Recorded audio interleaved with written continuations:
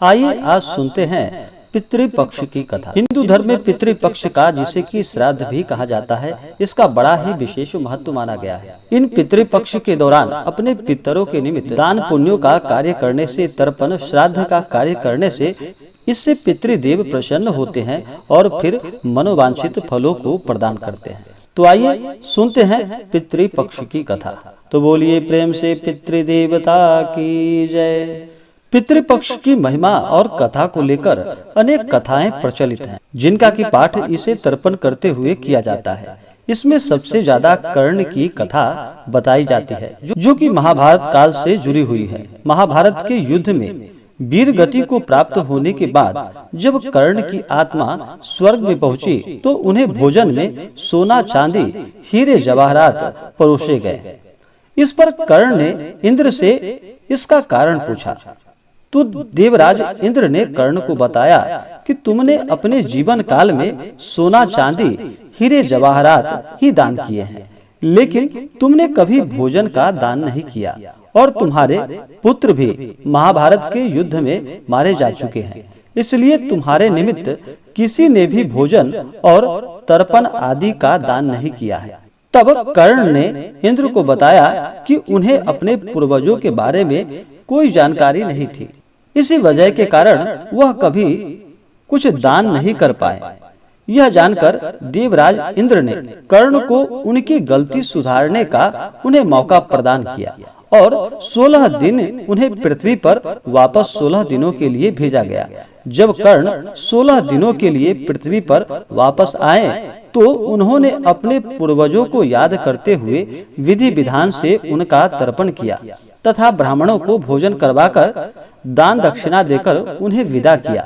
इन्हीं 16 दिनों की अवधि को पितृपक्ष कहा जाता है और तभी से यह श्राद्ध की प्रक्रिया आरंभ हुई है और पितृपक्ष के दौरान अपने पितरों के निमित्त तर्पण और दान पुण्यों का कार्य किया जाता है। पितृपक्ष की कथा के अनुसार एक और कथा प्रचलित है, जो कि दो भाइयों की। कथा के अनुसार जोगे तथा भोगे दो भाई थे।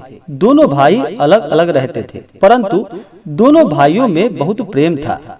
जोगे बहुत धनी था और भोगे बहुत ही निर्धन था और गरीब था।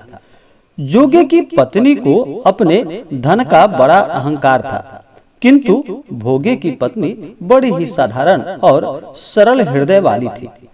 पितृपक्ष आने पर जोगे की पत्नी ने जोगे को पितरों का श्राद्ध करने को कहा। तब जोगे ने इसे व्यर्थ का कार्य समझकर टालने की चेष्टा की, परंतु उसकी पत्नी समझाती थी कि यदि वह ऐसा नहीं करेंगे तो लोग बातें बनाएंगे, और उसे यह अपने मायके वालों को अपनी शान दिखाने और दावत पर बुलाने का यह उचित अवसर लगा। और वह अपने पति से बोली कि आप शायद मेरी परेशानी की वजह से टाल मटोल कर रहे हैं, किंतु इसमें मुझे कोई परेशानी नहीं होगी। मैं भोगे की पत्नी को बुला लूंगी और वह मेरी मदद कर देगी और हम दोनों मिलकर सारा काम कर लेंगे। फिर उसने जोगे को अपने मायके न्योता को भेज दिया। दूसरे दिन जोगे की पत्नी के बुलाने पर भोगे की पत्नी सुबह सुबह आकर उसके घर के कार्यों में जुट गई। उसने रसोई तैयार की और अनेक पकवान बनाए और सारे काम निपटाकर वह अपने घर वापस आ गई। आखिर उसे भी तो पितरों का श्राद्ध और तर्पण करना था।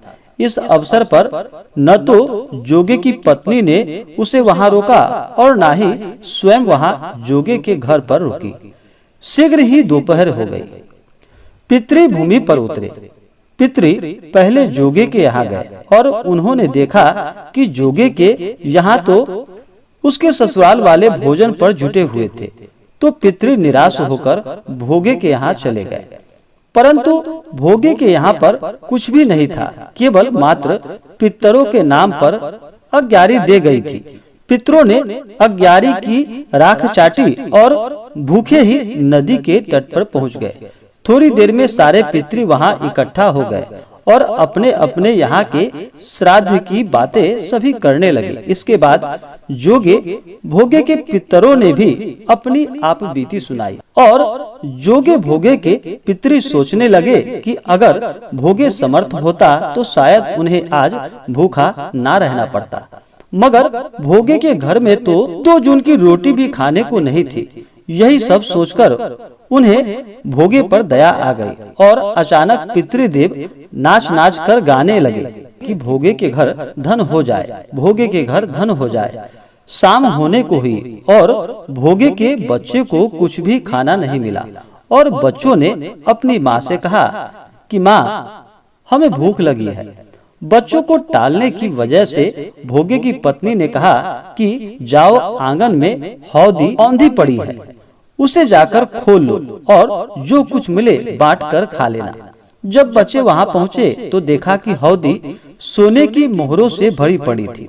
बच्चे दौड़कर अपनी माँ के पास आए और उन्होंने सारी बात भोगे की पत्नी यानी अपनी माँ को बताई। बच्चों की बात को सुनकर भोगे की पत्नी आंगन में आ गई और उसने हौदी को मोहरे से भरा हुआ देखकर और वह हैरान हो गई। इस प्रकार भोगे भी धनी हो गया। इसके बाद अगले साल जब श्राद्ध का दिन आया तो भोगे की पत्नी 56 प्रकार के भोजन बनाए और उसने ब्राह्मणों को बुलाकर विधि विधान से श्राद्ध किया, भोजन करवाया और दक्षिणा दी। अपने जेठ और जेठानी को सोने के बर्तनों में भोजन करवाया। इससे पितृ प्रसन्न हुए और तृप्त हुए।